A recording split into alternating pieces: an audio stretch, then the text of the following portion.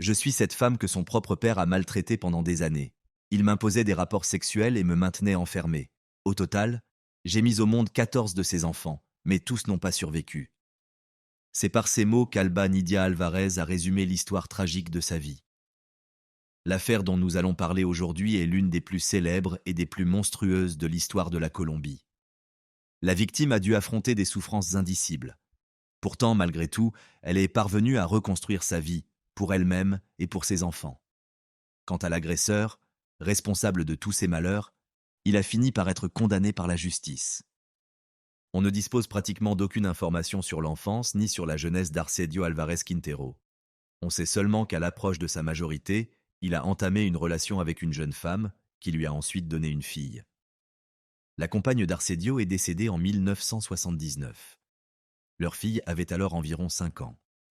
Elle s'appelait Alba Nidia Alvarez. Plus tard, on a commencé à l'appeler simplement Nidia. Peu de temps après, Arcedio et sa fille ont emménagé chez des membres de leur famille. Très vite, des tensions ont commencé à apparaître dans ce nouveau foyer.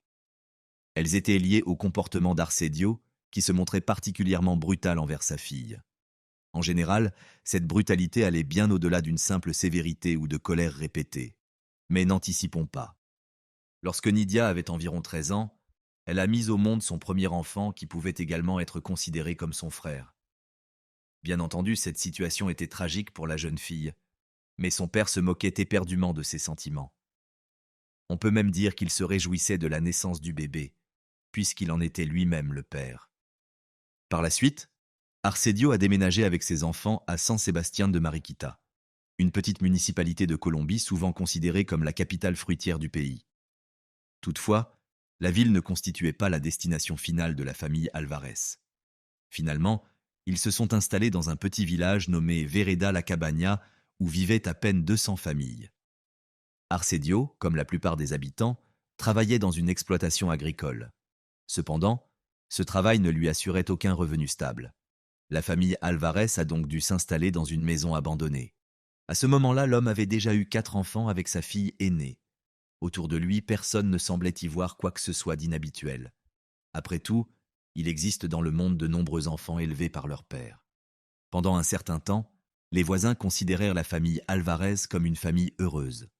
Toutefois, elle entretenait peu de relations avec les habitants du village. Nidia, en particulier, était une jeune fille renfermée, qui ne parlait à personne, sauf à son père et à ses enfants. Elle ne sortait presque jamais seule. La plupart du temps, elle était accompagnée de son père. C'est peut-être sa présence constante qui l'incitait à garder le silence. On ne la voyait que lors des rares occasions où elle accompagnait Arcedio pour faire des courses au marché local.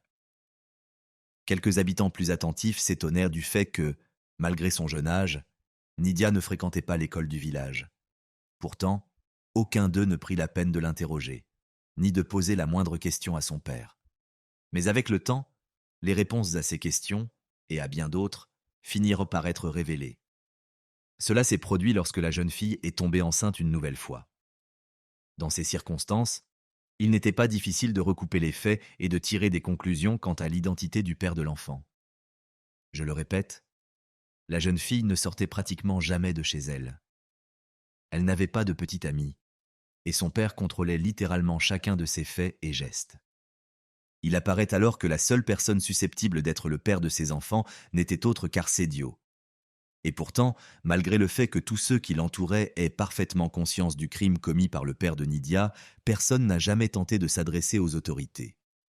En définitive, les proches de la famille sont devenus des témoins involontaires de crimes répétés contre l'intégrité sexuelle de Nidia. Sur une période de plus de 20 ans, la fille aînée d'Arcedio a connu au moins 11 grossesses. Cependant, tous les enfants n'ont pas survécu. Certains sont nés prématurément et sont décédés peu après leur naissance.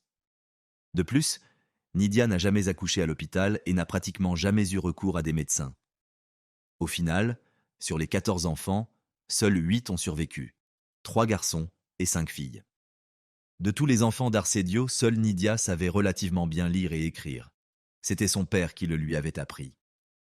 Les autres enfants n'avaient pas eu cette chance. La grande majorité de leurs droits avaient été bafoués dès le premier jour de leur existence. Ces enfants n'existaient même pas officiellement. Ils ne possédaient aucun document. en particulier aucun certificat de naissance. Il n'était inscrit ni à la crèche ni à l'école du village. Il n'était même pas vacciné. En réalité, il ne fréquentait jamais le dispensaire. Des habitants de la région ont par la suite raconté qu'ils avaient eu la possibilité d'aider Nidia, ou du moins de lui parler. Pourtant, pour une raison ou pour une autre, ils ont choisi une attitude différente. Ils l'ont ouvertement condamnée pour avoir eu des relations avec son père, comme si elle avait eu la moindre possibilité de refuser. La jeune femme, devenue adulte, n'a jamais réagi à ces propos grossiers, bien qu'ils lui aient été adressés régulièrement. En réponse, elle se contentait de garder le silence. Arcedio l'avait rendue ainsi. Elle n'osait jamais lui tenir tête, pas plus qu'elle n'osait le dénoncer pour les actes illégaux qu'il avait commis à son encontre. Pourtant, selon les voisins de la famille, Arcedio leur paraissait toujours sévère, mais aussi honnête. Il était effectivement sévère. Les habitants du village le craignaient.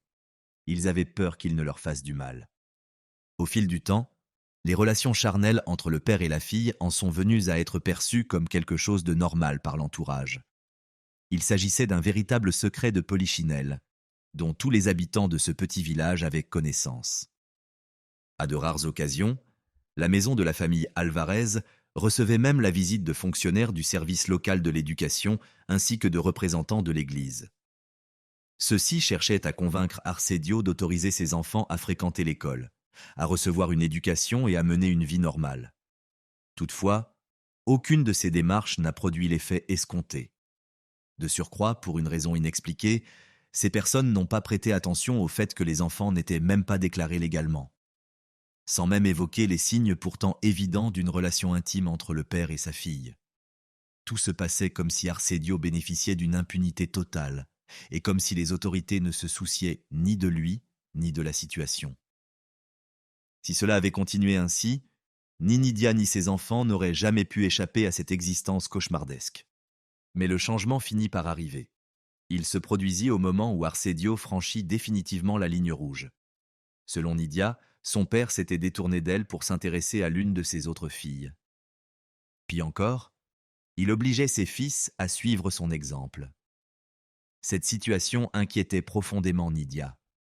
À ce stade, elle ne se préoccupait plus de sa propre vie. Elle s'était déjà sacrifiée. Mais elle ne pouvait pas tolérer que son histoire se répète à travers ses enfants. Dans de telles circonstances, certains n'hésiteraient pas à affirmer que des forces supérieures sont intervenues pour mettre un terme au crime d'Arcedio. Un homme du nom d'Orlando Marin, pasteur de l'Église pentecôtiste internationale unifiée, se rendait régulièrement dans de petites villes et des villages isolés. Lors de l'une de ses visites, le pasteur Orlando entendit parler de Nidia et de sa situation. Ce fut un tournant dans la vie de cette femme. Elle trouva du réconfort auprès de lui et finit par lui confier son histoire. Le pasteur insista pour que Nidia emmène ses enfants et quitte la maison. Mais les longues années passées sous l'emprise de son père l'en empêchaient. Elle avait perdu la capacité de décider par elle-même. Elle ne connaissait rien d'autre que la violence qu'elle subissait depuis sa plus tendre enfance. Pourtant, quelque chose en elle finit par se réveiller. Elle trouva la force de franchir le pas. Elle se rebella contre Arcedio. Au même moment, l'opinion publique mondiale découvrait une autre affaire effroyable, celle d'Elisabeth Fritzl. Son père, Joseph Fritzl, l'avait séquestrée dans le sous-sol de sa propre maison pendant 24 ans. Durant cette longue captivité, Elisabeth avait donné naissance à 7 enfants, tous issus des viols répétés de son agresseur. Ce cas, à la fois exceptionnel et terrifiant, provoqua une onde de choc à travers le monde. Partout, on exprimait le vœu qu'une telle horreur ne puisse jamais se reproduire. Dans une certaine mesure, c'est la révélation de cette affaire qui poussa Nidia à prendre sa décision définitive. La conviction que son père pouvait commettre un nouveau crime, cette fois contre ses propres petits-enfants, éveillait en elle une peur mêlée de haine. Elle comprenait que personne, à part elle, ne pouvait protéger ses enfants. Elle ne pouvait pas les laisser, eux aussi, devenir les victimes de la violence d'un monstre qu'ils étaient censés appeler père. Finalement, Nidia prit la décision de lui résister. Dans ce genre de situation, Arcedio réagissait généralement par la violence. C'était une méthode qu'il employait depuis des années pour soumettre ses enfants à son autorité. La moindre tentative d'opposition, même minime, se soldait par une explosion de colère. Mais cette fois, les choses se passèrent autrement. Peut-être que Nidia était animée d'une telle rage que la confiance d'Arsédio vacilla. Il ne réagit pas du tout face aux actes de sa fille aînée. Finalement, avec le soutien de la majorité de ses enfants, Nidia quitta les lieux où elle avait enduré tant d'abus. Il convient toutefois de préciser que ses deux fils aînés prirent le parti de leur père et restèrent à ses côtés. Il est difficile de savoir quels sentiments les ont guidés au moment de faire ce choix. Après avoir quitté la maison, Nidia et ses enfants se rendirent à Marikita. Là, pour la première fois de sa vie, Nidia déposa une plainte officielle contre son père et sollicita l'aide des forces de l'ordre. Dans un premier temps, elle n'osa l'accuser que de coups et blessures. Mais, quelques jours plus tard, elle élargit sa plainte, révélant les nombreuses années de maltraitance ainsi que les crimes commis contre son intégrité sexuelle. Bien entendu, avant de pouvoir intervenir, les autorités devaient mener leur propre enquête. Il leur fallait vérifier la véracité des faits rapportés par la jeune femme. Or, ce type de procédure peut parfois prendre beaucoup de temps et les services de police ne se montrent pas toujours réactifs. Le temps, justement, était une ressource dont Nidia et ses enfants ne disposaient pas. Ils vivaient dans une maison louée, et leurs maigres économies s'épuisaient peu à peu. Ils ne pouvaient pas se permettre de perdre leur toit. De plus, Nidia ne trouva pas de travail immédiatement. En somme, les difficultés s'enchaînaient. Heureusement, elle finit par décrocher un emploi dans l'un des restaurants de la ville. Elle y travaillait 15 heures par jour, pour le bien de ses enfants. Pendant ce temps, les autorités du pays ne semblaient pas avoir progressé d'un iota dans l'élucidation des circonstances de cette affaire. Elles n'avaient fait que perdre un temps précieux. Cette inertie ne faisait qu'aggraver la situation déjà précaire de Nidia et de ses enfants, qui n'avaient toujours pas reçu le soutien et l'aide auxquels ils avaient droit en vertu de la loi. Il semblait que les forces de l'ordre colombiennes n'avaient tout simplement pas pris la peine d'enquêter sérieusement sur le dossier. Les seuls à s'y être véritablement intéressés furent les représentants accrédités du ministère de la Famille. Ce sont eux qui ont relayé l'affaire auprès des autorités locales. Ces dernières se sont finalement rendues sur les lieux, dans la maison où vivaient autrefois Nidia et ses enfants. Plus tard, elles ont communiqué certains éléments de l'enquête aux médias. Les principaux aspects de la vie de Nidia ont rapidement fait de cette affaire l'un des cas les plus médiatisés du pays. Les mois d'enquête qui ont suivi furent consacrés à la collecte de témoignages susceptibles de confirmer la véracité des accusations portées par Nidia contre son père. En janvier 2009, les autorités ont finalement estimé que les preuves recueillies étaient suffisantes pour engager une procédure pénale contre Arsédio Álvarez Quintero. Le parquet général du pays ordonna alors l'ouverture d'une enquête approfondie et exhaustive sur l'ensemble des faits liés aux crimes commis. Dans la seconde moitié du mois de mars de la même année, les agents du corps des enquêtes criminelles et judiciaires mirent fin à l'impunité de l'agresseur, qui avait empoisonné, pendant de longues années, la vie de sa fille aînée ainsi que celle de plusieurs autres enfants. L'opération menée pour l'appréhender ne dura que quelques heures. Arsédio fut arrêté dans une plantation de canne à sucre, où il se cachait depuis plusieurs mois. Dans sa première déclaration, faite immédiatement après son arrestation, l'homme, déjà âgé, nia avoir jamais contraint sa fille à entretenir des relations sexuelles avec lui. Il affirma qu'elle n'était, en réalité, même pas sa fille biologique. Selon ses dires, elle avait été adoptée très jeune et ne s'en souvenait pas. De manière générale, il tenta de réfuter la majorité des accusations formulées contre lui par les autorités. Après avoir entendu le témoignage de son père, Nidia déclara qu'il avait délibérément invoqué l'argument de son adoption présumée pour justifier les mauvais traitements qu'il lui avait infligés. Elle réaffirma que cet homme lui avait fait subir les formes de violence physique les plus monstrueuses et qu'il l'avait, en réalité, maintenue enfermée pendant toutes ces années. Ce qui surprit le plus, cependant, fut sa déclaration selon laquelle elle considérait toujours Arsédio comme son père et comme un membre de sa famille. Selon elle, cela signifiait qu'elle continuerait à lui témoigner du respect, quoi qu'il arrive. Nidia alla même jusqu'à dire qu'elle l'aimait encore. Pendant de longues années, elle avait tenté de le raisonner, sans succès. Ses propos, dans l'ensemble, paraissaient pour le moins inhabituels, surtout au vu de ce qu'elle avait enduré. On aurait pu penser qu'elle haïssait Arsédio, mais, pour une raison ou une autre, elle nourrissait envers lui des sentiments d'une nature différente. À la fin du mois de mars 2009, la première audience dans l'affaire Arsédio Álvarez Quintero eut lieu. Au cours de cette séance, l'accusé s'en tint à sa version des faits et affirma que Nidia n'était pas sa fille biologique. Il précisa également que lui et la jeune fille avaient convenu de s'aimer, ajoutant que tout ce qui s'était passé entre eux l'avait été, selon lui, d'un commun accord. Bien entendu, Arcedio fut incapable d'expliquer comment une telle entente aurait pu être conclue avec une enfant. Rappelons que Nidia n'était encore qu'une fillette lorsque cet homme commit son premier crime contre son intégrité sexuelle. À l'issue de cette première audience, Arcedio fut transféré dans une prison locale. À la sortie du tribunal, il fut accueilli par une foule en colère composée de citoyens ordinaires, tous animés par le désir de le punir de leurs propres mains. Les forces de l'ordre durent intervenir pour éviter tout débordement. L'attention médiatique portée à cette affaire était prévisible. Pratiquement toutes les agences de presse nationales ont largement couvert le déroulement de l'enquête, ce qui a fortement influencé l'opinion publique à l'égard d'Arcedio. Il devint rapidement l'une des figures les plus haïes du pays. On le surnomma bientôt le monstre de Mariquita, un surnom qui, aux yeux de beaucoup, correspondait parfaitement à l'horreur de ses actes. Pour la première fois depuis des années, Nidia s'est sentie en sécurité. Elle a enfin pu raconter son histoire et l'a fait avec sobriété. Malgré tout ce qu'elle avait traversé, malgré les souffrances accumulées au fil des ans, elle a fait preuve de courage et de dignité lors de son entretien avec les journalistes. Nidia a répété à plusieurs reprises que, durant toutes ces années, sa plus grande crainte avait été d'être séparée de ses enfants. Elle disait ne pas pouvoir imaginer sa vie sans eux. Elle redoutait aussi que son père ne traite ses enfants comme il l'avait traité, elle. Elle a également exprimé son indignation face à l'absence de soutien de la part de son entourage.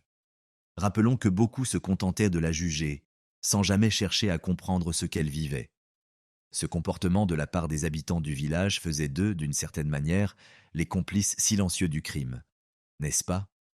Le procès d'Arcedio Alvarez Quintero, surnommé le monstre de Mariquita, s'est tenu en 2009. Il convient de souligner qu'il s'est déroulé relativement rapidement. Malheureusement, à ce jour, la plupart des informations concernant le déroulement précis des audiences restent inaccessibles. Ce que l'on sait, en revanche, c'est que le principal témoin à charge fut Nidia elle-même.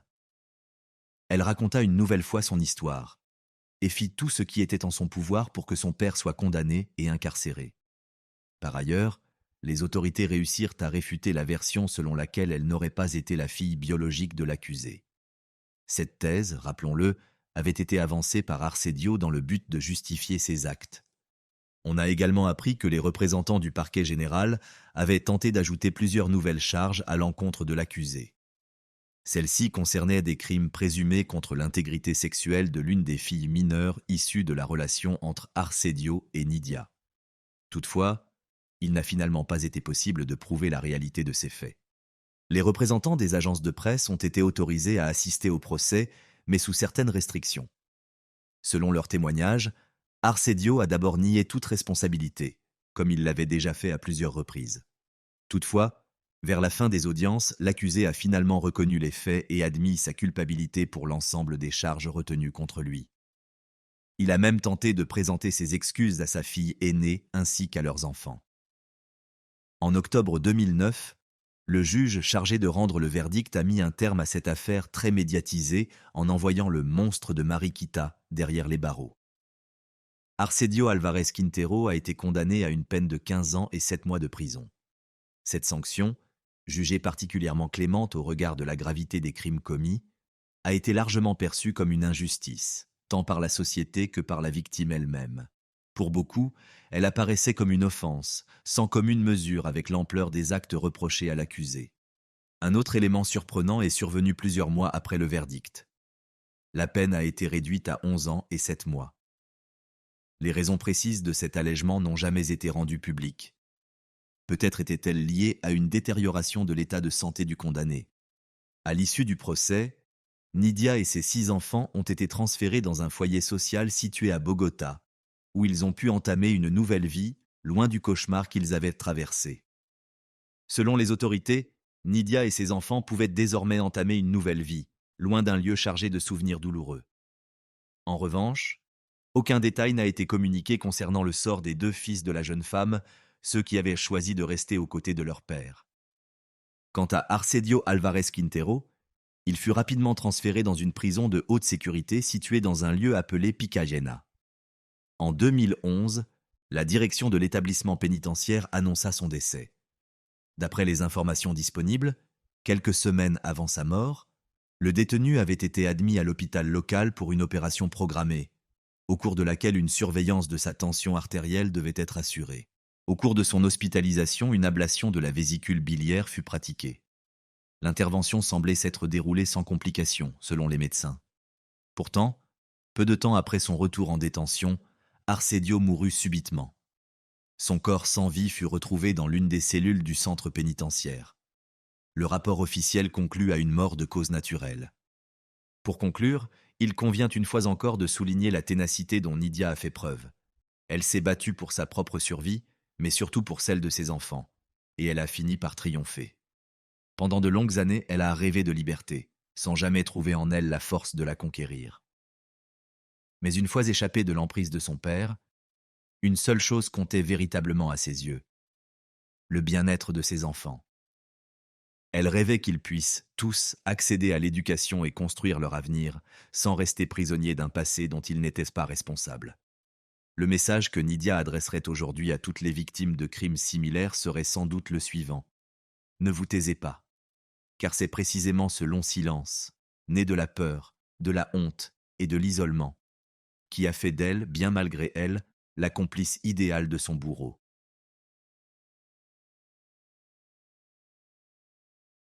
L'affaire des filles disparues d'Alcácer est un crime très médiatisé qui s'est déroulé en Espagne en novembre 1992.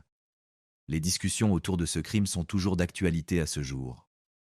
D'une part, en raison de l'incroyable brutalité de l'atrocité elle-même, perpétrée par les auteurs sur 3 jeunes filles mineures. Et d'autre part, parce que l'affaire, bien que classée, ne semble pas avoir fait l'objet d'une enquête approfondie. Enfin, il existe au moins 2 versions de ce qui s'est passé. L'une d'entre elles est la version officielle, tandis que l'autre est la plus discutée au sein de la société. C'est cette affaire intéressante et effrayante que je vais vous présenter dans cette vidéo. Alcácer est une petite ville de la province de Valence, en Espagne. Elle comptait environ 7000 habitants au moment des événements. Elle est entourée de petites localités situées à 1 ou 2 kilomètres les unes des autres. Les habitants d'Alcácer considèrent cette ville comme un lieu idéal pour les amoureux de la nature et de la randonnée. C'est d'ailleurs dans cette ville que vivaient les jeunes filles dont la vie a été interrompue au cours des terribles événements que nous évoquerons maintenant. Antonia Gómez Rodríguez était l'une des victimes. Elle est née le 25 mai 1977. Elle avait 15 ans au moment des événements. Selon sa famille et ses amis, elle détestait littéralement le prénom qui lui avait été donné à la naissance et avait demandé à être appelée Tony. La jeune fille attendait avec impatience son 16e anniversaire pour pouvoir subvenir à ses besoins. L'autre victime, également mineure, s'appelait Maria Deseada Hernández Folch, ou Désirée, comme l'appelèrent ses proches. Elle est née en février 1978. Elle avait donc 1 an de moins que Tony au moment des événements tragiques. Enfin, la 3e victime du crime est Myriam Garcia Iborra. Elle est née le 28 juillet 1978. Elle avait le même âge que Désirée au moment des événements. Toutes 3 ont grandi dans la ville d'Alcácer, que nous connaissons déjà, et étaient les amies les plus proches. D'autres femmes les accompagnaient bien entendu. Par exemple, Esther Diaz Martinez. Esther se rendait souvent chez ses amies et passait beaucoup de temps avec elles. Cependant, heureusement pour elle, ce jour-là, elle n'a pas pu rejoindre ses amies car elle était malade. Elle avait attrapé la grippe comme ses parents et avait choisi de rester à la maison. Avec le recul, on peut dire que cette décision lui a sauvé la vie. Le 13 novembre 1992, Tony appelle une station de radio locale et demande à l'animateur de jouer la chanson Major Tom, interprétée par le musicien de synth-pop allemand Peter Schilling, pour un groupe d'amis, parmi lesquels se trouvaient toutes les filles mentionnées précédemment. Les jeunes amis semblaient avoir un avenir merveilleux devant eux et profiter pleinement de leur jeunesse et de la vie en général. Soucieux de son travail, l'animateur de la station de radio a demandé à Tony ce qu'elle comptait faire pendant le week-end. La jeune fille a répondu qu'elle n'avait pas de projet précis, mais qu'elle n'allait pas rester à la maison. Aucun des auditeurs de la station de radio n'aurait pu imaginer qu'au bout d'un certain temps, la joyeuse Tony et 2 de ses amis proches allaient disparaître de leur vie. D'après les preuves disponibles jusqu'à présent, on peut déduire que Tony avait passé l'après-midi avec Esther. Elles ont ensuite été rejointes par d'autres amis. Ensuite, elles ont commencé à mettre en place une soirée organisée par leurs camarades de classe dans la ville voisine de Picassan, dans une boîte de nuit nommée Couleur. Il est à noter qu'Esther a changé de version concernant les intentions réelles de ses amis ce vendredi soir. On sait toutefois qu'elles ont quitté la maison d'Esther vers 19h et que plusieurs de leurs connaissances ont aperçu les filles se diriger vers une boîte de nuit. Bien qu'elles aient été aperçues à quelques rues de la boîte de nuit en question, elles ne s'y sont jamais rendues. Selon ces mêmes témoins, les jeunes filles ont décidé, pour une raison ou une autre, de conduire au lieu de parcourir la courte distance à pied. Elles n'avaient pas d'argent pour payer le taxi. En tout cas, elles n'avaient pas l'intention de dépenser de l'argent pour un trajet aussi court. Quelque temps après, les trois amies ont été aperçues par un autre témoin. Selon ce dernier, elles étaient assises sur le trottoir, au bord de la route, en espérant apparemment arrêter l'une des voitures qui passait. Ce témoin était d'ailleurs un jeune homme nommé Francisco, qui passait près d'elle en compagnie de sa petite amie. Il était un peu plus âgé qu'elle et n'était pas leur ami proche, mais il les connaissait de vue. Il leur a alors gentiment proposé de les conduire au club. Les adolescentes, qui s'attendaient à être déposées, ont accepté sans difficulté et se sont retrouvées en un instant dans la voiture. Comme il l'avait promis, le jeune homme a raccompagné les filles. Cependant, il a dû les déposer un peu plus tôt qu'elle ne le souhaitait, car sa voiture est tombée en panne. Le témoin suivant a vu les filles marcher dans la rue principale qui traverse la ville Picassan. Il semble qu'elles auraient pu certainement atteindre leur destination à partir de là, mais quelque chose ou quelqu'un les en a empêchées. En général, dans une enquête, c'est la chronologie des événements correctement reconstitués qui joue l'un des rôles les plus importants. Or, dans le cas présent, la chronologie était plutôt approximative et imprécise. En outre, absolument tous les témoins qui ont vu les filles peu de temps avant leur disparition n'ont pas pu indiquer une période précise. D'ailleurs, certains des témoignages les plus intéressants proviennent d'une source apparemment sans aucun lien avec les jeunes filles, qui a pris contact avec elles quelques jours après la disparition des filles. Il s'est avéré que Maria Dolores, une femme de 63 ans, avait aperçu les trois jeunes filles montées dans une petite voiture blanche à 4 portes après être restées quelques minutes devant sa maison de Picassan. Elle estime qu'il était environ 21 heures. Elle a même pu estimer à environ 4 le nombre de personnes à l'intérieur du véhicule. Elle a noté qu'ils étaient 3 ou 4, et que tous étaient, selon elle, des hommes. Ce genre de témoignage soulève toutefois quelques questions. La plus évidente concerne la capacité du véhicule en question. En d'autres termes, comment une si petite voiture a-t-elle pu contenir 6 ou 7 personnes ? Malheureusement, Maria ne se souvenait pas de la marque du véhicule. Elle prétendait ne pas s'y connaître beaucoup en la matière. Le moment décrit par la femme correspond probablement à la dernière fois qu'elles ont été vues vivantes. C'est à ce moment-là que le mystère de leur disparition commence. Bien sûr, lorsque les adolescentes ne sont pas rentrées chez elles cette nuit-là, leurs parents se sont inquiétés. Finalement, tous les parents, qui se connaissent bien, ont décidé de se rendre au poste de la garde civile de Picassan. À cette période, la garde civile était l'équivalent de la police ordinaire, et j'utiliserai parfois le mot « police ». À leur arrivée, les parents des jeunes filles ont signalé leur disparition et ont brièvement exposé tous les détails dont ils disposaient. Les recherches pour retrouver les adolescentes n'ont commencé que quelques jours plus tard. Le lundi 16 novembre 1992, les parents des jeunes filles disparues n'avaient toujours aucune information sur leur lieu de détention. Cette situation a incité les parents à penser qu'il leur était arrivé quelque chose de grave. Elles n'avaient jamais quitté leur domicile pendant une période aussi longue et n'auraient certainement pas fait de fugue, d'autant qu'elles n'avaient pas d'argent sur elles. Tous les éléments dont disposaient les autorités à ce moment-là indiquaient que les adolescentes avaient été enlevées par des inconnus. Au cours de la première semaine suivant la disparition des jeunes filles, les forces de l'ordre ont interrogé leurs amis, leurs parents et d'autres témoins éventuels afin de trouver des indices permettant de savoir où elles se trouvaient. C'est à ce moment-là que la garde civile a essentiellement recueilli toutes les déclarations des témoins clés, y compris les plus importantes obtenues précédemment de Maria Dolores. Il est alors apparu clairement que les jeunes filles ne s'étaient pas rendues à la discothèque où elles étaient attendues. En tout cas, personne ne les avait aperçues là-bas. Le père de Myriam, Fernando Garcia, est sans doute la personnalité la plus connue de l'enquête parmi les parents des jeunes filles disparues. Ses activités n'ont pas toujours été soutenues, mais il se distinguait particulièrement dans le contexte de parents accablés par le chagrin, à la manière d'un cheval de bataille. Bien sûr, il était lui aussi très inquiet, mais son caractère ne lui permettait pas de rester inactif. Il a donc commencé à apparaître sur toutes les stations de radio et dans divers programmes télévisés, ce qui pouvait l'aider à attirer l'attention du public sur l'affaire. Parfois, il apparaissait dans ses émissions en compagnie d'Esther, l'une des amies des jeunes filles, qui, comme nous le savons déjà, se trouvait chez elle au moment des faits. Fernando Garcia a répété à maintes reprises qu'il ferait tout son possible pour retrouver sa fille et ses amis, mais aussi pour que toute la lumière soit faite sur cette disparition. Les actions de cet homme, qui visait principalement à faire connaître l'affaire, ont rapidement porté leurs fruits.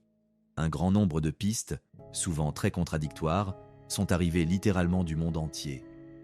Des milliers de citoyens sympathisants ont suivi l'enquête chaque jour dans les différents médias. Il ne s'agissait pas seulement de découvrir l'identité des victimes de l'enlèvement présumé. Les citoyens ont compris que ces filles auraient pu être, en fait, leurs voisines, leurs sœurs ou même leurs filles. Il s'agissait de l'environnement lui-même, qui n'était apparemment pas aussi sûr que beaucoup le pensaient à cette période. C'est la raison pour laquelle les parents des jeunes filles disparues ont suscité tant de sympathie. Cet incident criminel est également devenu une sorte de bombe médiatique pour la plupart des programmes d'information, avec des taux d'audience et de visionnage atteignant des sommets sans précédent. Durant la première phase de l'enquête, la police a mis en place des mesures jugées pour le moins inhabituelles. En d'autres termes, elle a littéralement tenté de faire tomber au moins quelques informations provenant de criminels locaux récemment en fuite et ayant déjà été impliqués dans des enlèvements.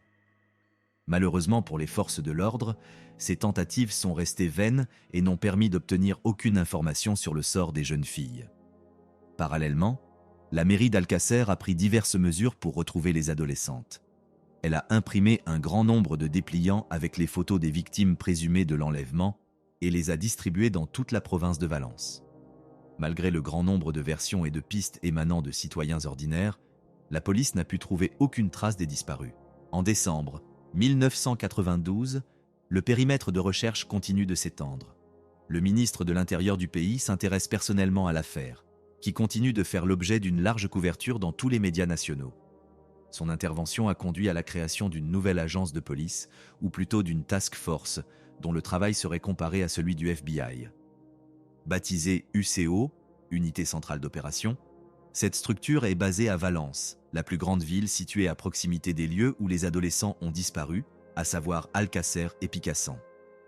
Basée à l'origine à Valence, elle est rapidement devenue une unité d'élite. Au fil du temps, l'affaire est remontée jusqu'au premier ministre espagnol de ces années-là, Felipe González Márquez. À la veille de Noël 1992, il reçoit les familles des jeunes filles disparues dans sa résidence et leur promet de faire tout son possible pour les retrouver. Presque immédiatement après, tous les détails de l'affaire ont été transmis à Interpol. Parallèlement, une nouvelle édition de l'émission de télévision espagnole populaire, Quien sabe dónde, ou Qui sait où, était diffusée de 1992 à 1998 sur Télévision Española. Elle était animée par Paco Lobaton, un présentateur de télévision très connu dans le pays. Son objectif était de retrouver des personnes portées disparues. C'était probablement l'un des programmes les plus populaires de la télévision espagnole à cette période. L'audience de cette émission reposait en effet entièrement sur l'empathie de la population du pays à l'égard de la douleur ou de la perte d'autrui. Ainsi, lors de l'édition suivante de l'émission, Martin, le frère de Myriam âgé de 8 ans, s'est adressé aux téléspectateurs en lisant son propre texte écrit à la main, et surtout sincère, sur un petit morceau de papier. Le garçon a littéralement supplié les personnes pouvant fournir des informations sur le lieu où se trouvait sa sœur de le contacter. À ce moment-là, Fernando Garcia, le père de Myriam, avait déjà quitté son emploi et s'était consacré à la recherche de sa fille. Il a même planifié plusieurs voyages dans d'autres pays européens pour fournir un compte-rendu détaillé de l'enlèvement des filles aux chaînes de télévision locales. Il a également essayé d'organiser une rencontre personnelle avec le pape Jean-Paul II pour lui parler, ainsi qu'à d'autres croyants, du sort des 3 filles de la ville d'Alcácer. En général, Fernando a téléphoné presque quotidiennement aux studios de diverses stations de radio pour essayer de perturber leur programme et leur rappeler une fois de plus l'affaire. Finalement, l'un de ces appels a marqué le début d'une nouvelle phase de l'enquête. C'est à ce moment-là que l'enquête a enfin démarré. Les corps des jeunes filles ont été retrouvés dans le ravin de la Romana, dans la même province de Valence, près du village de Tous. Cela s'est passé le 27 janvier 1993. Le village ne comptait alors que quelques milliers d'habitants. Il ressemblait à un village de banlieue ordinaire. Il était entouré de petites montagnes et de collines. L'un des témoins de la découverte des corps est Gabriel, un retraité de 69 ans. Après avoir pris sa retraite, il s'est mis à l'apiculture. Auparavant, il avait installé son rucher sur une propriété appartenant à son gendre. Ce dernier s'appelait José. Les deux hommes s'entendèrent bien et passèrent parfois du temps ensemble. Cette fois-ci, ils se sont rendus au rucher en voiture et ont garé leur véhicule non loin de leur destination. Il était environ 10 heures du matin, un temps idéal pour se promener et récolter du miel. Le rucher se trouvait à proximité des ruines d'une vieille maison abandonnée. Une fois sur place, José s'assit pour se reposer et fumer une cigarette, tandis que Gabriel faisait le tour de la maison en ruine. Peut-être à ce moment-là que l'attention du plus âgé fut attirée par l'éclat d'un petit objet posé non loin de lui sur le sol. Malgré son âge, l'homme semblait avoir conservé une excellente vue. En regardant l'objet de plus près, il se rendit compte qu'il y avait quelque chose d'autre. Après quelques instants, il cria le nom de son gendre et lui demanda de venir le voir. En s'approchant de lui, José lui dit qu'il avait trouvé quelque chose d'intéressant. Les deux hommes s'approchèrent donc lentement du lieu de la découverte. Ils y trouvèrent un amas de brindilles et de pierres éparpillées, apparemment jetées là par quelqu'un pour tenter de dissimuler l'ouverture. Le gendre de Gabriel écarte alors les branches pour découvrir l'objet qui se trouvait en dessous. L'objet en question, qui était maintenant beaucoup plus visible grâce au reflet, était une montre-bracelet. Elle avait une forme assez bizarre et était beaucoup plus grande qu'une montre classique. Mais le plus surprenant n'était pas la montre en elle-même, mais le fait qu'elle se trouvait au poignet de quelqu'un à ce moment-là. Cette découverte a non seulement apporté un certain nombre de nouveaux détails à l'enquête, mais elle a également bouleversé la vision que l'on avait de la sécurité en Espagne à cette période. Avec le temps, l'affaire de la disparition mystérieuse des jeunes filles d'Alcácer a donné lieu à diverses théories du complot et à des rumeurs sur la corruption des forces de l'ordre et des structures politiques. Mais n'allons pas trop vite en besogne. Dès le premier jour, les activités opérationnelles sur le site où les corps ont été retrouvés ont été entachées par l'incompétence d'un officier, mais aussi par celle de l'ensemble de la brigade de la garde civile arrivée la première sur les lieux. Il a également fallu plusieurs heures à un haut gradé, José Miguel Bor, pour arriver sur le site des fouilles après avoir été autorisé à organiser la récupération des corps des victimes. Il s'est avéré qu'il était déjà impliqué dans le processus de récupération d'un autre corps dans une commune voisine. De plus, lorsque les deux apiculteurs ont découvert la fosse contenant les corps, ils ont cru qu'il s'agissait d'hommes. Ils ont été déconcertés par la taille de la montre-bracelet que portait l'une des jeunes filles. C'est peut-être pour cette raison que les forces de l'ordre ne se sont pas empressées de s'occuper des corps. Ce jour-là, José Miguel Bor est arrivé sur le lieu de l'enquête de manière plutôt décontractée. Un peu plus tard, une nouvelle task force, sous le commandement de Francisco Bueno de l'unité centrale des opérations, est également arrivée sur place. Elle comprenait également le lieutenant José Miguel Hidalgo Dominguez. Des décennies après l'enquête, il s'est montré extrêmement loquace à propos de l'incompétence de ses collègues de la garde civile. Dans l'ensemble, il avait probablement ses raisons. La principale concerne le processus d'excavation lui-même, ou plutôt le grand nombre d'erreurs commises à ce stade. Selon le lieutenant Dominguez, certaines de ces erreurs pourraient compromettre l'enquête. Mais reprenons depuis le début. Les corps des jeunes filles ont été retrouvés dans une grande fosse qui semblait avoir été creusée depuis plusieurs mois. Les restes des victimes étaient déjà en phase de décomposition. José Luis Bord a interdit à toutes les personnes présentes sur le site de communiquer avec les représentants des médias, mais aussi, d'une manière générale, de parler à qui que ce soit de cette macabre découverte. Cette interdiction concernait bien sûr également les apiculteurs, qui sont les personnes mêmes qui ont découvert le lieu de sépulture. Il était notamment interdit à la quasi-totalité des agents de police de s'approcher du site sans l'autorisation des membres de la task force. Il faut cependant noter que, d'une manière ou d'une autre, plusieurs membres locaux de la Guardia Civile et leurs collègues des services d'urgence avaient déjà mis le bazar sur le site avant l'arrivée des experts de Valence. Un tel comportement de la part de ces personnes soulève certainement des questions quant à leurs compétences. Selon les protocoles policiers en vigueur dans la plupart des pays, il est d'usage de photographier les scènes de crime ou de découverte de corps avant de mener une quelconque enquête.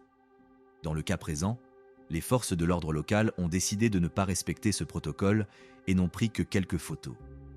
L'une d'entre elles montrait les corps des jeunes filles et l'autre tous les indices présents sur les lieux. Cependant, il était impossible de voir quoi que ce soit sur ces clichés. L'homme qui était chargé de photographier les lieux où les corps avaient été retrouvés a déclaré avoir arrêté car ses collègues nécessitaient ses services. Passons maintenant à un autre sujet.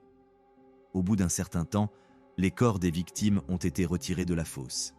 Il s'est avéré que les dépouilles se trouvaient depuis tout ce temps non seulement sous une couche de terre et de branches, mais qu'elles étaient aussi partiellement enveloppées dans un tapis. Des données provenant de plusieurs sources publiques ont montré que certains membres de l'équipe d'enquête pensaient que le tapis était bleu. Cependant, les photographies montrent une image très différente. En d'autres termes, sa couleur était plutôt vert foncé ou marron, selon la luminosité. Concernant les autres détails, on peut noter que 2 des 3 filles ont été décapitées et que leurs mains étaient attachées avec une corde noire. Outre les corps eux-mêmes, des objets étrangers ont également été découverts. Il était toutefois assez difficile de déterminer s'ils étaient directement liés au corps ou s'ils s'y trouvaient par hasard. Par conséquent, certains de ces objets n'ont même pas été acceptés comme preuve. Cette circonstance peut peut-être être attribuée aux erreurs commises. Parmi les objets trouvés sur les lieux où les corps ont été découverts, figurait un t-shirt en coton ordinaire de grande taille. Selon les autorités, il pourrait appartenir à l'une des victimes. Dans la fosse, à côté des corps, se trouvait également une veste en velours côtelé déchirée, 2 morceaux de tissu synthétique indéterminé, un morceau de papier déchiré avec une écriture illisible, de la corde, ainsi qu'un os, une phalange de doigts et un segment de colonne vertébrale, probablement provenant d'un animal, ainsi qu'une cartouche de jeu vidéo. Une douille de balle a également été découverte sur place. Certains de ces objets pourraient être utiles à l'enquête, mais la triste vérité est que la grande majorité des éléments de preuve ont ensuite été emballés dans des sacs en plastique. Il semble que ce soit une pratique courante, du moins c'est ce que nous avons souvent vu au cinéma. Cependant, les professionnels de la médecine légale nous contredisent probablement. En effet, les éléments de preuve susceptibles de contenir de petites particules d'humidité n'auraient jamais dû être laissés dans des sacs en plastique ou en papier, surtout pendant de longues périodes. Des bactéries pourraient en effet se développer dans les sacs, ce qui aurait un impact très négatif sur l'état des preuves. C'est précisément ce qui s'est passé dans cette affaire. Mais passons à autre chose. Une fois les corps des jeunes filles retirés de la fosse et leurs parents informés de la macabre découverte, il ne restait plus aux autorités qu'à se lancer à la recherche des auteurs d'un crime aussi effrayant. Les policiers ont dû agir avec une rapidité inhabituelle et, dans l'ensemble, on peut dire qu'ils ont fait un excellent travail. Mais sur quoi devaient-ils se concentrer?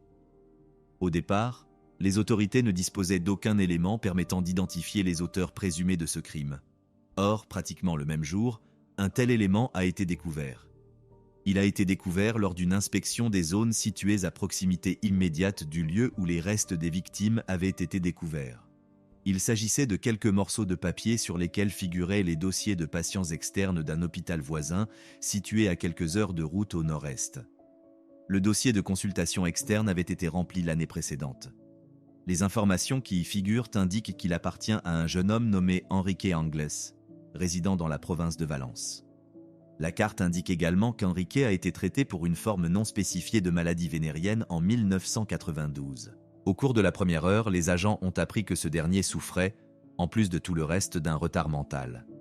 Cette circonstance les a amenés à penser que la carte de consultation externe relative au traitement de la maladie vénérienne ne lui appartenait pas, mais à son frère Antonio Angles, qui avait simplement décidé de la remplacer pendant son hospitalisation.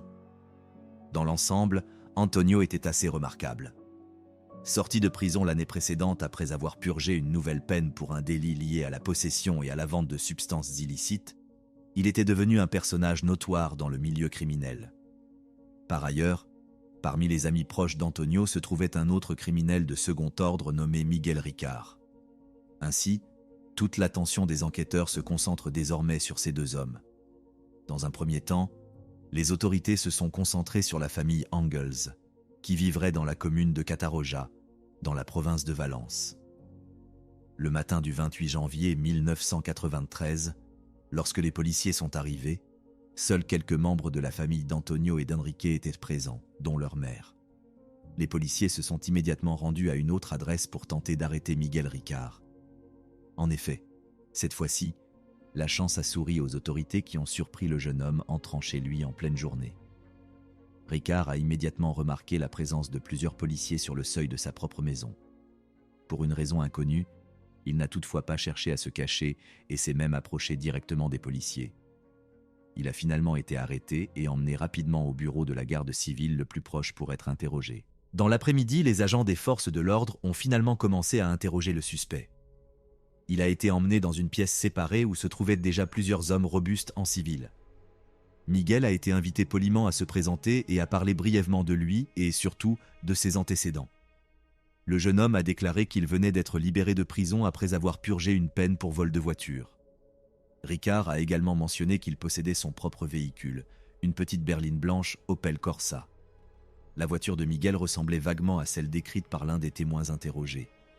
Les autorités ont trouvé cette ressemblance troublante et à partir de ce moment, elles ont commencé à considérer Ricard comme le principal suspect. Au cours de l'heure suivante, ils interrogent le jeune homme en détail sur sa voiture. Outre les informations évidentes, ils voulaient également savoir si Miguel avait récemment prêté sa voiture à quelqu'un. Il a d'abord répondu par la négative. Il a ensuite mentionné qu'il lui arrivait de prêter sa voiture à un ami qui s'appelait Antonio Angels. Ayant reçu une telle réponse, les policiers ont particulièrement insisté sur les questions relatives à l'identité d'Antonio et de son frère Enrique. Dans son témoignage sur les frères Angles, Miguel a insisté de manière assez flagrante sur le fait qu'Enrique était une personne inoffensive, incapable de faire du mal à qui que ce soit. Mais il ne peut pas en dire autant d'Antonio. Au contraire, il a admis que son ami proche pouvait commettre un acte cruel ou un crime contre la vie humaine. Bien sûr, une telle déclaration de Miguel était officiellement qualifiée de volontaire. De plus, il n'avait fait l'objet d'aucune accusation formelle à ce jour.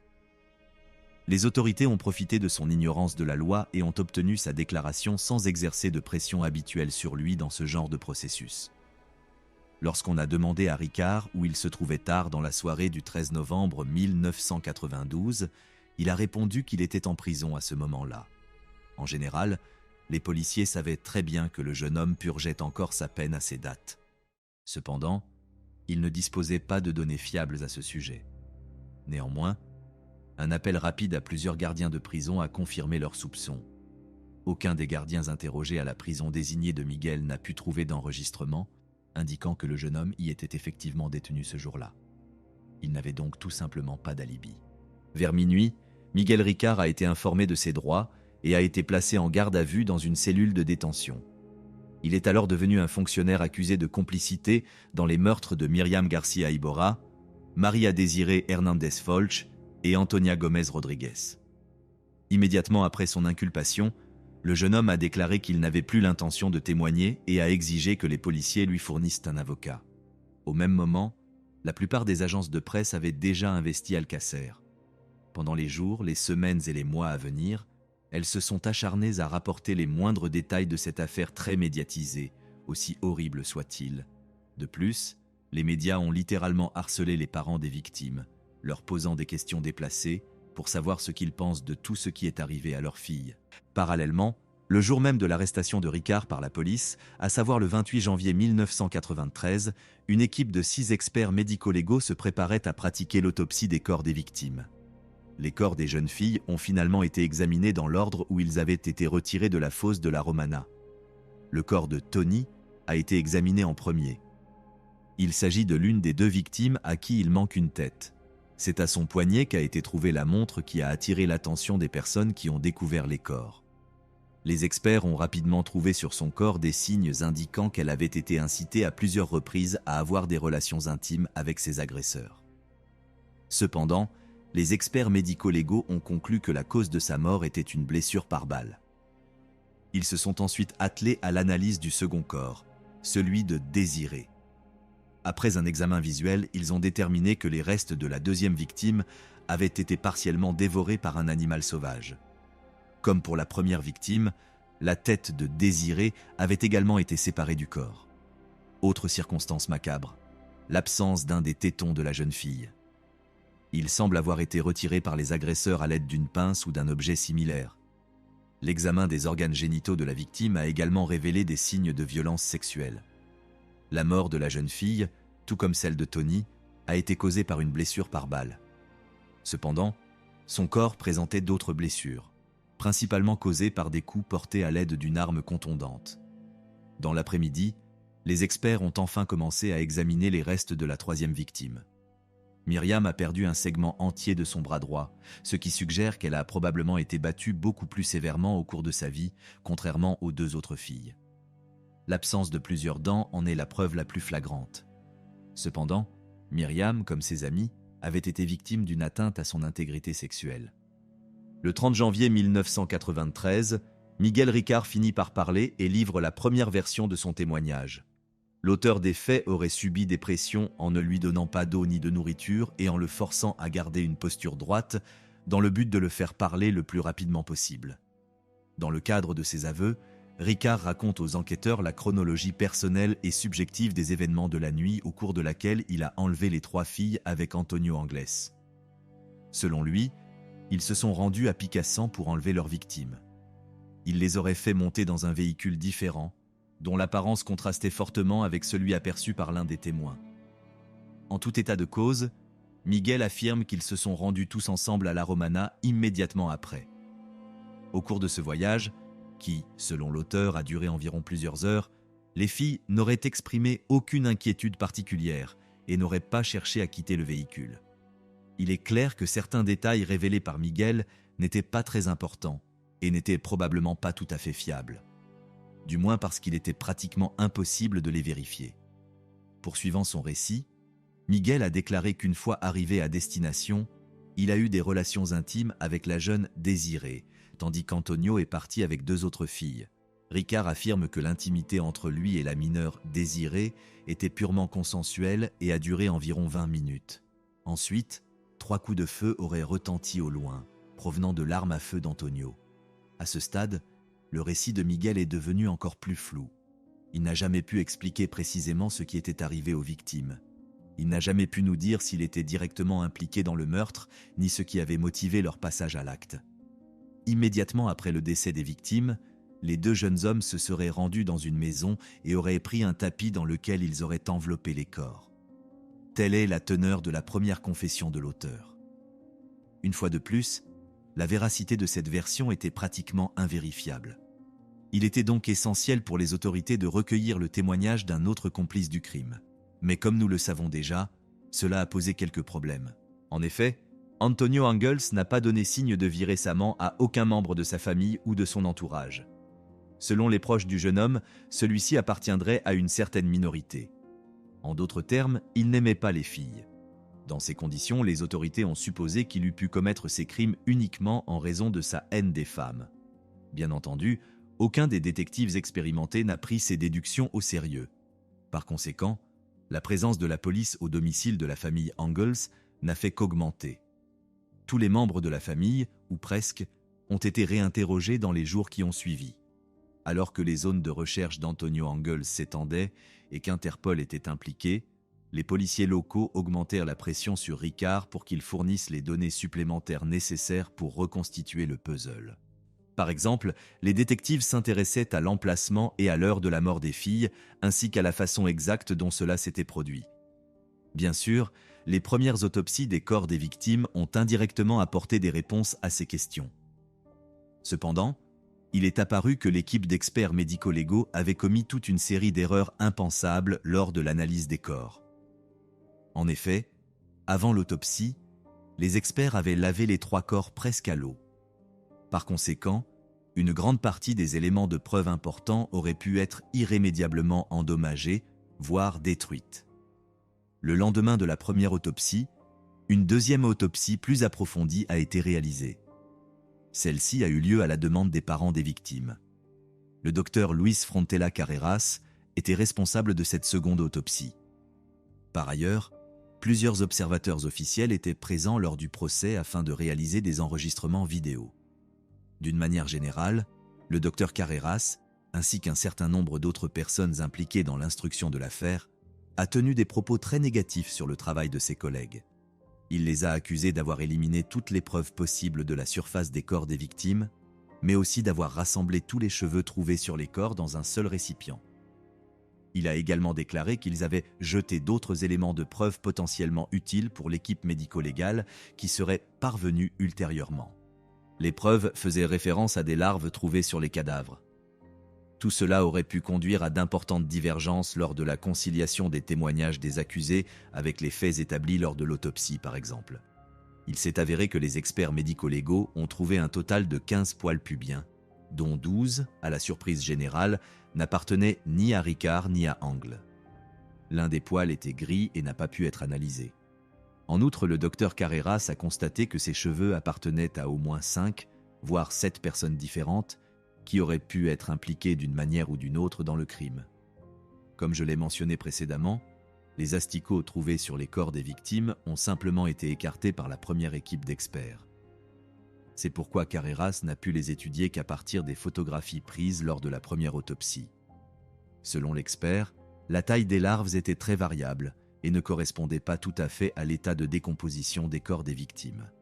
Sur la base de ces spéculations, il a été possible de conclure que les adolescentes avaient été enterrées ailleurs et que ce n'est que quelque temps plus tard que les auteurs, quels qu'ils soient, avaient déplacé leurs corps pour les conduire à l'endroit définitif. Enfin, le médecin a suggéré que les corps des jeunes filles avaient pu rester peu de temps dans l'eau. C'est ce qu'indique l'absence de lividité et d'échymose sur leur corps. Peu de temps après, Ricard a fait de nouveaux aveux. Dans le cadre de la deuxième version des faits, Miguel a fourni beaucoup plus de détails, ce qui a aidé les enquêteurs à mieux comprendre ce qui s'est passé cette nuit-là. Il a raconté ce qui s'était passé entre le moment où il avait enlevé les filles dans la ville de Picassan et celui où il les avait enterrées dans une fosse à la Romana. Selon le jeune homme, après avoir enlevé les filles, il les a emmenées à la Romana. Ce point avait déjà été établi. En chemin, l'une des filles enlevées s'est mise à crier et a tenté de sortir de la voiture, sans succès. Cette circonstance a déséquilibré Antonio Angles, qui l'a frappé au visage avec un pistolet, lui arrachant plusieurs dents. Ces détails contredisent complètement l'histoire qu'il a racontée précédemment, selon laquelle les jeunes amis étaient partis avec eux de leur propre gré. Cependant, lors de ses seconds aveux, Miguel a déclaré qu'Angles et lui avaient emmené les jeunes filles dans une cabane abandonnée de la Romana pour les inciter à avoir des relations intimes. Il faisait apparemment référence aux ruines situées à proximité desquelles les corps des victimes avaient été retrouvés. Au final, de nombreux détails de la première confession de Ricard ont changé. Cette fois, il a admis que lui et Antonio avaient utilisé son véhicule pour commettre l'enlèvement. Quoi qu'il en soit, alors que certains inspecteurs travaillent avec Miguel, d'autres sont toujours à la recherche du principal suspect, Antonio Angles. On ne peut pas dire qu'Angles ait disparu sans laisser de traces. Du moins, cela ne semblait pas être le cas au premier abord. Au contraire, il a semblé délibérément laisser aux autorités des indices et des informations sur sa localisation. Au cours des premiers jours de sa recherche, la police a reçu plusieurs rapports de témoins qui ont vu le jeune homme et ont même eu des contacts avec lui. L'un d'eux était un chauffeur de taxi qui, durant les premiers jours, a conduit le criminel dans toute la ville, ignorant qu'il était recherché par la police. Un autre était un coiffeur. Selon lui, Antonio s'est adressé à lui pour obtenir de l'aide et lui a demandé de recolorer ses cheveux en une teinte plus foncée et banale. Auparavant, il portait exclusivement des cheveux clairs. À la même période, Angles avait essayé de louer une chambre dans l'un des motels, mais on lui avait refusé. La raison de ce refus était tout à fait banale. L'employé de la réception a simplement reconnu l'auteur de l'infraction. Ce n'est pas surprenant. À ce stade, il était sans doute l'un des hommes les plus recherchés d'Espagne. Il lui était pratiquement impossible de s'échapper du pays sans rencontrer de problème, et il était bien sûr hors de question pour lui d'utiliser son vrai nom et ses vrais papiers.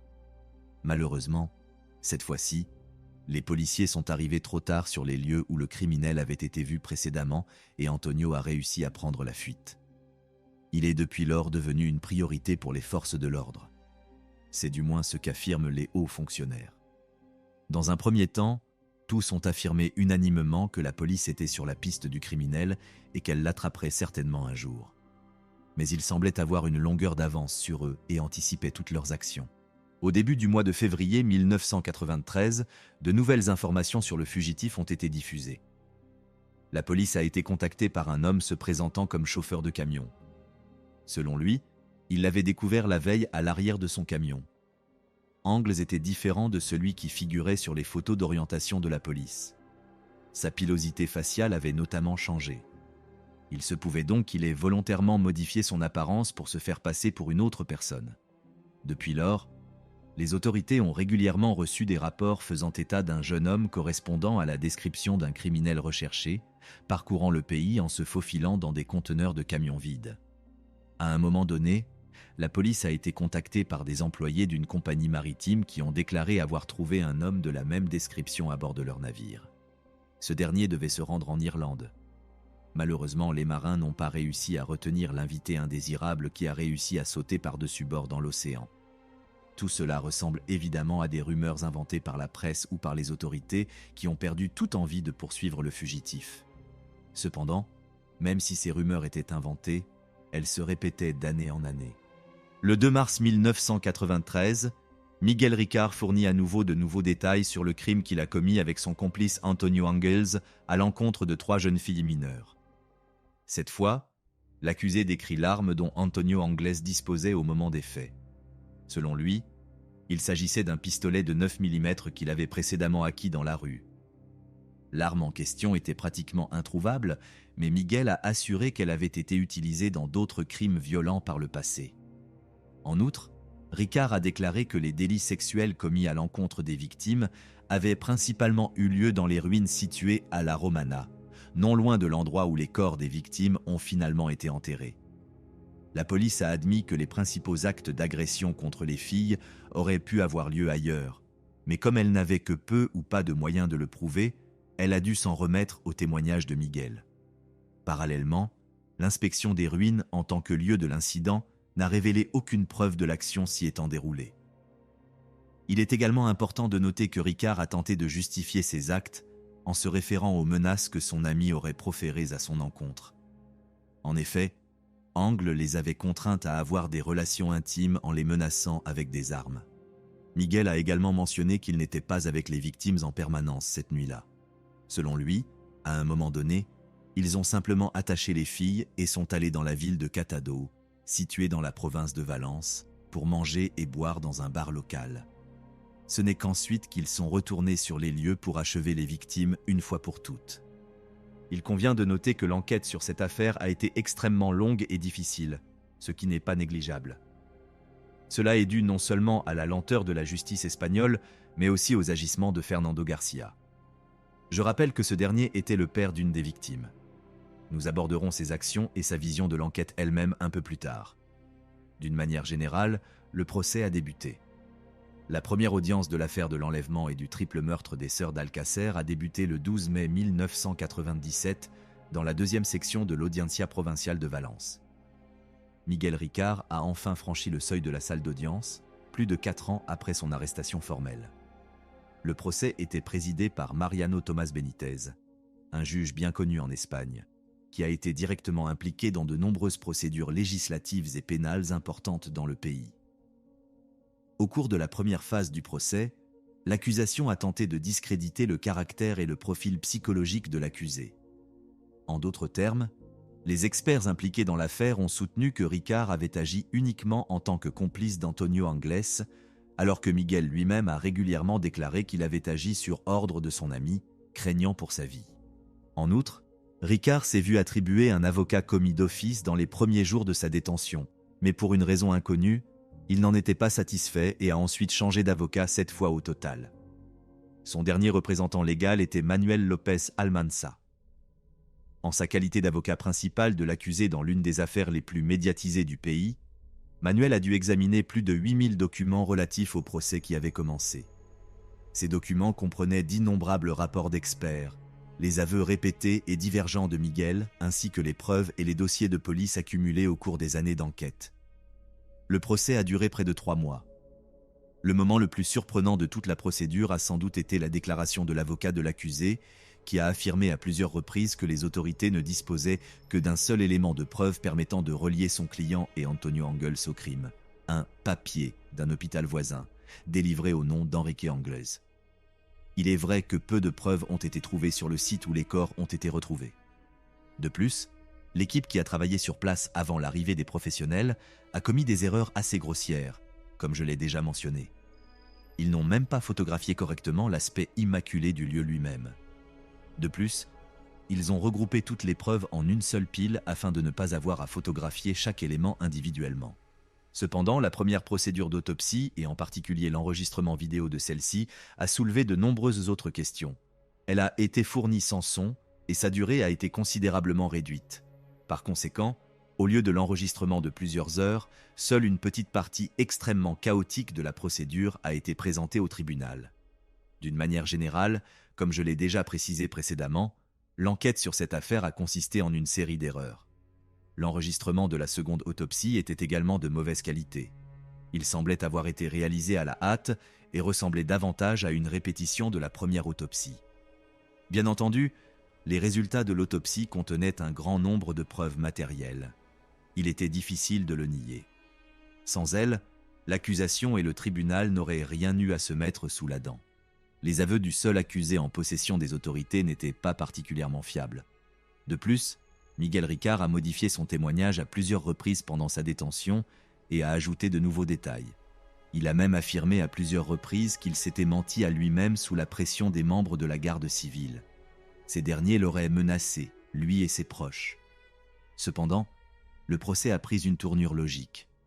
Plusieurs membres du public attendaient avec impatience des informations sur le sort de l'accusé, qui ont été communiquées un peu plus tard, en septembre 1997. Le juge Mariano Tomás Benítez a rendu son verdict et a condamné le criminel à 170 ans de prison. Au cours du long procès, Ricard a été reconnu coupable des délits d'enlèvement, d'assassinat, d'incitation à l'intimité et de dissimulation de preuves. Au premier abord, il aurait pu paraître à la majorité des citoyens ayant suivi le déroulement de cette affaire fortement médiatisée que Miguel Ricard ne renoncerait jamais à sa liberté. Pourtant, en 2013, le criminel a été libéré. Une telle issue semble incroyable, surtout si l'on considère la peine encourue par Ricard. Aussi, avant d'expliquer comment le condamné est parvenu à recouvrer la liberté, il convient d'apporter quelques précisions sur le fonctionnement du système judiciaire en Espagne. Comme vous le savez, l'Espagne fait partie de l'Union européenne, ce qui influence les différents processus en cours dans le pays, en particulier en ce qui concerne l'existence de plusieurs lois et règlements relatifs aux peines d'emprisonnement. Pendant de nombreuses années, la peine maximale qu'un criminel pouvait purger dans une prison était de 30 ans. Cette durée pouvait toutefois être réduite en fonction de la bonne conduite du délinquant ou de sa participation à des activités de réinsertion en prison. Cependant, dans les années 90, lors du procès d'Henri Parot, membre d'une organisation terroriste séparatiste basque, le gouvernement espagnol a préféré se réserver le droit d'imposer des restrictions de liberté plus sévères aux criminels particulièrement violents, y compris l'emprisonnement à vie. Henri Parot a d'ailleurs été condamné à une peine de 48 ans de prison. Comme vous le comprenez, cette condamnation, ainsi que celle de Miguel Ricard, pourrait signifier qu'il ne sera plus jamais libre. Pourtant, il y a eu des précédents dans l'histoire du monde, grâce auxquels la décision du tribunal a finalement été révisée. C'est précisément ce qui s'est passé dans l'affaire Ricard. En 2013, le représentant légal du condamné a porté l'affaire devant la Cour de justice de l'Union européenne, qui a donné raison à ce dernier. En effet, les représentants de la Cour ont estimé qu'une peine d'emprisonnement aussi longue constituait une peine extrêmement cruelle et injustifiée. Il faut dire qu'ils ne se sont pas préoccupés de la gravité de l'infraction commise, ni des chances de réinsertion du condamné. Ainsi, Ricard n'a passé que 20 ans en prison. Pendant son incarcération, il semblait être devenu une personne complètement différente. Il est devenu un homme corpulent, chauve, barbu et au regard éteint, à l'opposé du jeune garçon qu'il était auparavant. Lorsque Miguel a quitté les murs du pénitencier, il a soigneusement couvert son visage pour éviter d'être reconnu par les journalistes qui attendèrent dans les environs. Ces derniers espéraient qu'il se montre et fasse quelques remarques, mais il choisit de rester silencieux et se dirigea lentement vers la gare. Avec l'argent gagné en prison pendant son incarcération, Miguel achète un billet et monte à bord d'un train à destination d'une localité voisine. De là, Ricard a pris une voiture et s'est rendu à Madrid. Le lendemain, il a accordé une seule interview téléphonique à une chaîne de télévision locale, au cours de laquelle il a déclaré qu'il n'était pas coupable des infractions pour lesquelles il avait été condamné. Il a également rejeté la faute sur les procureurs qui, selon lui, l'avaient piégé. Bien entendu, à sa libération, Ricard n'a reçu aucun accueil chaleureux nulle part en Espagne. Après avoir passé la moitié de sa vie consciente derrière les barreaux, il est devenu l'une des personnes les plus détestées du pays. Les personnes qui l'entouraient étaient véritablement rejetées et tenues à l'écart, surtout lorsqu'elles reconnaissaient sa culpabilité. C'est pour cette raison que Miguel a préféré se tenir à l'écart de la société. À ce jour, l'affaire des jeunes filles disparues d'Alcácer est officiellement considérée comme résolue. Cependant, on ne sait toujours pas où se trouve l'un des suspects. Il est peut-être parti depuis longtemps. Il est donc temps de s'intéresser à la version alternative du crime que Fernando Garcia et Juan Ignacio Blanco ont si activement promue. Le père d'une des victimes a tout fait pour retarder le procès. Puis, il l'a ouvertement critiqué à l'issue de celui-ci.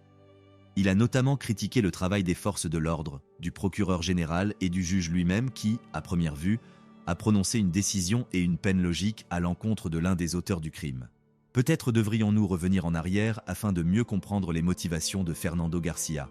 Le 9 mai 1997, Fernando Garcia, le père de Myriam, a demandé au procureur et au juge de reporter le procès de l'affaire, au moins pour un certain temps, en tant que représentant autorisé des 3 familles de victimes. Comme nous le savons déjà, cette requête a été acceptée peu avant le début du procès. Il estimait en effet qu'il aurait dû recueillir beaucoup plus de preuves et lancer de nouvelles recherches sur les restes des victimes et d'autres éléments à l'aide de tests ADN. La raison principale pour laquelle Fernando voulait reporter le procès était l'information donnée par le docteur Carreras. Je rappelle que le docteur Carreras est le médecin qui a pratiqué la 2e autopsie sur les corps.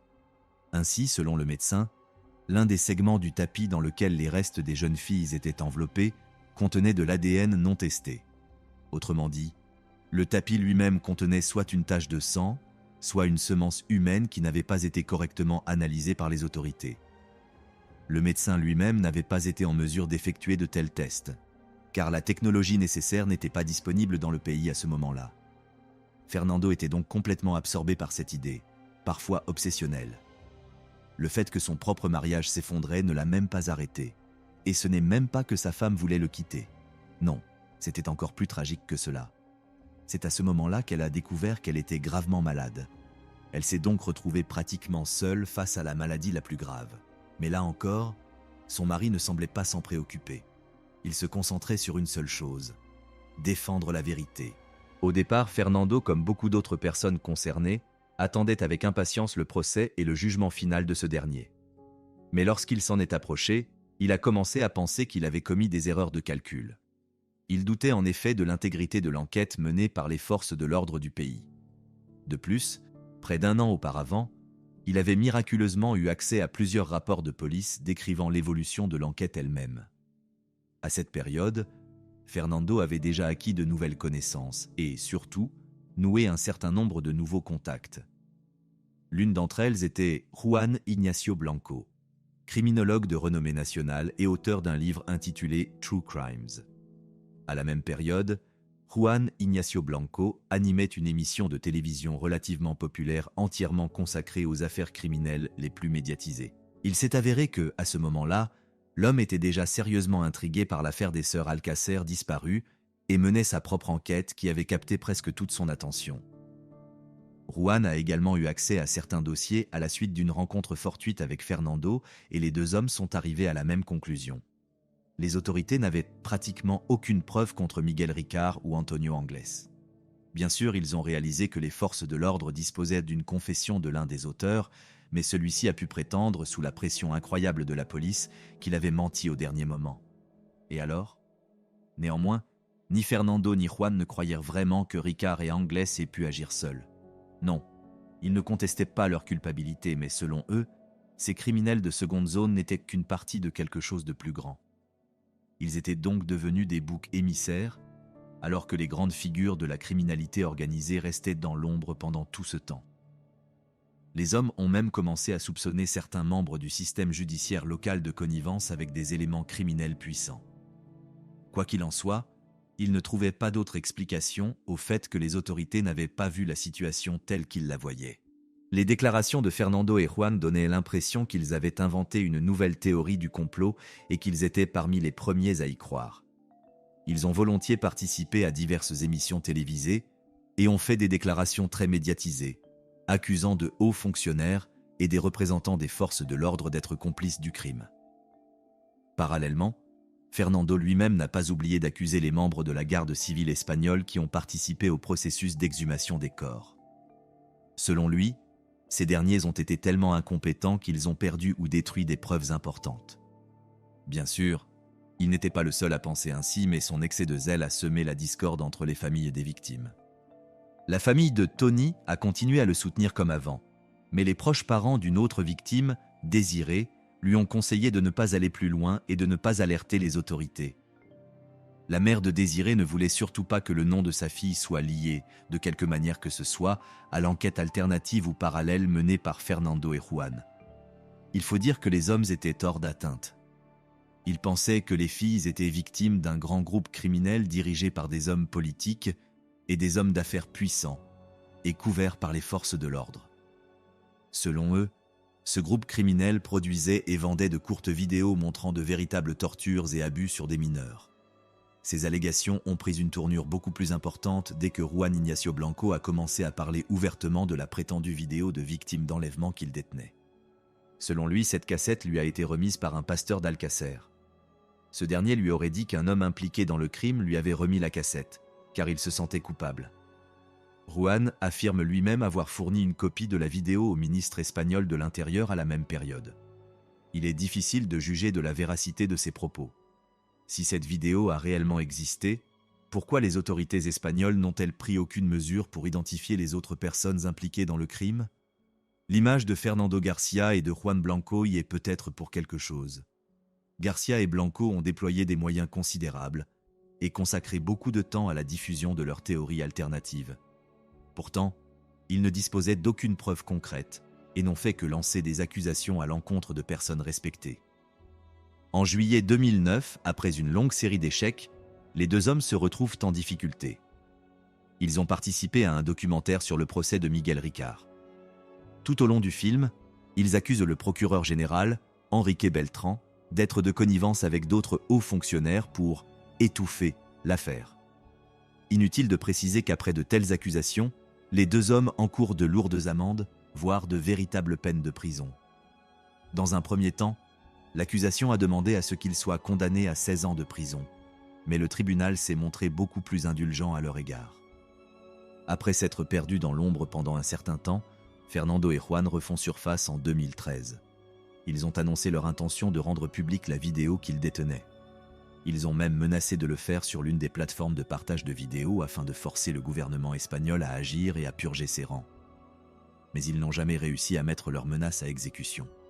Selon eux, ils n'ont pas pris cette mesure parce que les personnes exposées par la vidéo essaieraient certainement de tout faire pour les éliminer.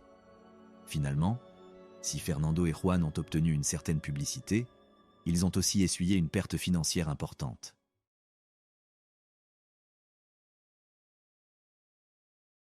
Jessica Notaro était une jeune femme dont la beauté lui avait ouvert les portes du monde du spectacle. Elle avait participé à des émissions de télévision et à des concours de beauté, notamment à un concours national, avant de commencer à bâtir une carrière dans la mode et la musique. Tout semblait aller pour le mieux, jusqu'à ce que son ancien compagnon violent décide de détruire sa vie. Jessica est née le 27 décembre 1989 en Italie. Elle a grandi dans une famille composée de 4 personnes. Un père italien dont le nom n'est pas mentionné, une mère prénommée Gabriela, originaire d'Argentine, et un frère nommé Bruno. Une atmosphère chaleureuse et solidaire régnait dans leur foyer. Les parents étaient respectés, chacun assumait ses responsabilités, tout semblait parfait.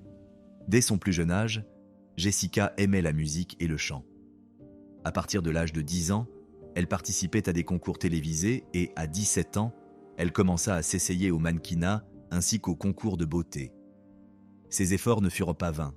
Elle remporta le titre de Miss Romagne, ce qui lui permit d'accéder à la finale du concours Miss Italie 2007. Mais sa vie était loin d'être un conte de fées. À l'âge de 20 ans, elle a perdu son père, décédé des suites d'une grave maladie. Ce fut un coup dur pour toute la famille. 8 mois après cette tragédie, son frère s'est donné la mort. Jessica s'est alors retrouvée pratiquement seule avec sa mère. Malgré la douleur de la perte, elle a trouvé la force d'aller de l'avant. Pour commencer une nouvelle vie, elle a d'abord déménagé à Milan, puis à Rome. Elle y a cherché du travail et un nouveau sens à sa vie. En explorant différentes voies professionnelles, elle a travaillé comme mannequin, danseuse, animatrice de télévision et même animatrice de radio. Bien que sa carrière dans les médias se soit bien déroulée, Jessica ressentait le besoin de s'orienter vers autre chose. C'est ainsi qu'elle s'est tournée vers le travail avec les animaux. Elle a trouvé un emploi de dresseuse de dauphins et d'otaries dans un aquarium. Ce travail lui a apporté de la joie et a marqué le début d'une véritable carrière professionnelle. Sa vie semblait enfin s'améliorer. C'est à cette époque qu'elle a rencontré Edson, un homme un peu plus âgé, immigré originaire d'Afrique. Il avait déjà un enfant issu d'une précédente relation et était en instance de divorce. Des sentiments sont rapidement nés entre eux et ils ont commencé à se fréquenter. Selon Jessica, leur relation était presque parfaite au début. Leur amour commun des animaux les a rapprochés et ils ont eu l'impression d'avoir trouvé l'un en l'autre une âme sœur. Ils ont emménagé ensemble. Jessica avait alors environ 25 ans. Comme c'est souvent le cas, tout s'est bien passé au début, mais avec le temps, la relation s'est détériorée. Edson est devenu de plus en plus critique. Il relevait sans cesse les défauts de Jessica et l'atmosphère entre eux s'est alourdie.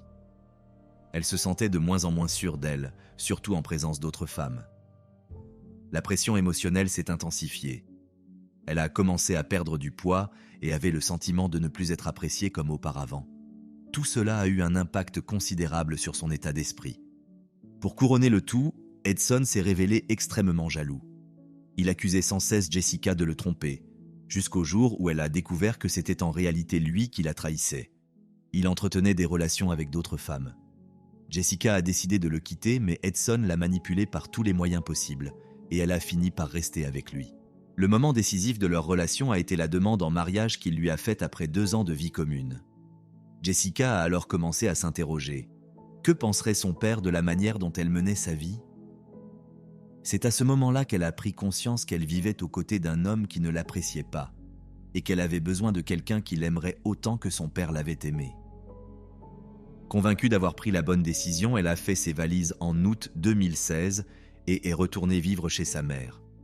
Edson l'a accusée de l'avoir trompée. Il l'appelait à toute heure du jour, la suivait, l'épiait, connaissait son emploi du temps et surveillait ses moindres faits et gestes. Il a également publié sur Internet des photos intimes d'eux, ainsi qu'une correspondance personnelle dans laquelle Jessica exprimait son mal-être au travail, dans le but de la discréditer auprès de ses supérieurs. Ce fut un choc profond pour Jessica, qui s'est sentie totalement humiliée. Un jour, il l'a menacée de lui jeter de l'acide au visage si elle ne revenait pas vers lui. Jessica a pris cette menace très au sérieux et s'est mise à chercher des informations sur la conduite à adopter en cas d'attaque à l'acide. Lors d'une conversation avec un employé de l'aquarium, un gardien, elle a appris qu'il ne fallait surtout pas rincer l'acide à l'eau, car cela risquerait d'aggraver les brûlures. Malgré sa peur, elle a tenté de reprendre une vie normale et au bout d'1 semaine, elle a entamé une nouvelle relation, ce qui a rendu son ancien compagnon encore plus furieux. Elle s'est rapidement rendue à la police. Le tribunal a alors délivré une ordonnance de protection. Edson n'avait pas le droit de s'approcher à moins de 50 mètres d'elle. Le juge a précisé qu'il serait immédiatement arrêté en cas de non-respect de cette décision. Cependant, même cette mesure judiciaire n'a pas permis de protéger Jessica. Le 10 janvier 2017, vers 23h, Jessica, âgée de 28 ans, rentrait chez elle en compagnie de son nouveau compagnon. Il l'avait déposée près de son domicile avant d'aller garer sa voiture au garage. C'est à ce moment-là qu'elle a aperçu une silhouette vêtue de noir tenant une bouteille à la main. L'homme n'a prononcé aucun mot. Il l'a aspergée d'un liquide caustique, puis a pris la fuite. Jessica a immédiatement compris qu'il s'agissait d'Edson. Envahie par une douleur insupportable provoquée par l'acide, elle a tenté de le poursuivre, mais elle a presque aussitôt perdu la vue. Ses yeux avaient été gravement brûlés. Par chance, elle portait des lunettes de protection ainsi qu'un chapeau, ce qui lui a permis d'éviter des lésions encore plus graves au visage. Elle a néanmoins été brûlée aux yeux, au front, aux joues et au cou. La jeune femme a appelé à l'aide, et son compagnon a immédiatement prévenu sa mère. Celle-ci est descendue en toute hâte et a contacté les secours. Lorsque Jessica a repris connaissance, elle se trouvait déjà dans un centre médical. Elle se souvient avoir prié, demandant à Dieu de lui ôter sa beauté du moment qu'elle puisse retrouver la vue. Quelques heures plus tard, la police a arrêté Edson, soupçonné d'agression. Il a nié les faits, mais les preuves étaient accablantes. Lors de la perquisition, les enquêteurs ont découvert des flacons contenant la même substance que celle utilisée lors de l'attaque. Par ailleurs, les données extraites de son téléphone portable ont confirmé qu'Edson se trouvait précisément à l'endroit et à l'heure où Jessica avait été agressée. Son rétablissement s'est révélé extrêmement difficile, non seulement sur le plan physique, mais aussi sur le plan psychologique. Elle a subi un traumatisme profond dont les séquelles étaient visibles. Toutefois, l'un de ses yeux a conservé la vue, ce qui a représenté une lueur d'espoir au milieu de cette épreuve. Sa mère est restée à ses côtés sans relâche, faisant tout ce qui était en son pouvoir pour que sa fille se sente en sécurité. Jessica a passé 2 mois dans une unité d'isolement à l'hôpital, en raison d'un risque élevé d'infection. De nombreuses interventions chirurgicales douloureuses l'attendaient. L'ensemble du processus de rétablissement s'est révélé extrêmement éprouvant. Elle a reconnu qu'à un certain moment, elle avait envisagé de mettre fin à ses jours. Mais elle a également déclaré qu'elle ne donnerait pas un tel plaisir à Edson. Elle était déterminée à reprendre le cours de sa vie et à poursuivre tout ce qu'elle avait entrepris dès sa sortie de l'hôpital. Edson a ensuite été jugé. Il a été reconnu coupable d'agression à l'acide, ce qui lui a valu une peine de 10 ans de réclusion, assortie d'une peine supplémentaire de 8 ans pour harcèlement répété. Au total, il a été condamné à 18 ans de prison. Lorsque Jessica a entamé sa convalescence et que les médecins ont levé les restrictions liées au risque d'infection, elle a pu quitter l'hôpital. Elle portait encore des brûlures visibles sur le corps et l'un de ses yeux n'avait pas totalement retrouvé sa fonction. Néanmoins, elle a choisi de transformer son épreuve en un engagement au service des autres. Jessica a accordé plusieurs interviews et s'est engagée activement dans la défense des victimes de harcèlement et d'agression à l'acide. Son histoire a suscité une vive émotion à l'échelle nationale. De nombreux médias ont souhaité relayer son témoignage car Jessica est devenue un symbole de courage, de résilience et de dignité. Malgré tout, elle a continué d'avancer. Elle a participé à l'émission Dancing with the Stars, où elle a décroché la 3e place. Par ailleurs, elle a trouvé l'amour. L'élu de son cœur est un célèbre cavalier italien, Filippo Marco Bolognese. En 2023, alors que Jessica avait 33 ans et Filippo 28, ils se sont unis dans l'un des lieux les plus pittoresques de la province de Turin. L'histoire de Jessica incarne une force intérieure remarquable, une persévérance admirable et une capacité rare à trouver la lumière au cœur même des ténèbres.